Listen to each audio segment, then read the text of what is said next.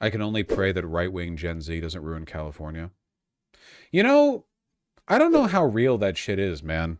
I don't know how, like, persistent and enduring young, like, right-wing men, I don't know how enduring their support's going to be. Because I don't really know what this looks like in the long run, right? You have, like, boomers who are conservatives and they still, like, worship Reagan and also Trump or whatever. But I feel like there's a massive difference between how the way in which people get onboarded like that. And look, if the Democrats ever get their shit together, like really truly get their shit together, I think there's a potential for a lot of people to pivot over like really quickly.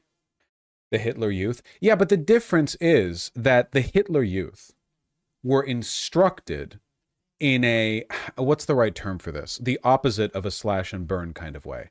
In a constructive of the bad society they wanted to build kind of way.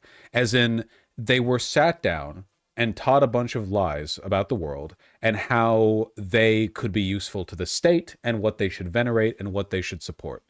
But the Republicans don't have a consistent ideological framework. They shift back and forth all the time.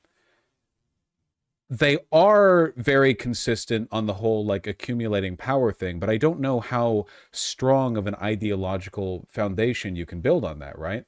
Basically, I guess what I'm saying is like you could accost a Nazi and you could say like, what do you believe in? And they could tell you. And all those things are bad. But you could go to a Trump supporter and you could accost them and be like, okay, like a 18-year-old Gen Z Trump supporter. And you could go like, okay, what do you believe in? And they would tell you some things. And then you could say, okay, doesn't this contradict all these other things you believe? And they would just like not engage with you. I'm not saying the Nazis were consistent. They weren't. I do think that on the fundamentals, they were more committed to the bit, whereas Republicans shift and dance away from any kind of underlying principle because the Nazis were fully committed to the whole white Aryan, Lebensraum, eradication of the other races thing. That was like a pretty consistent force.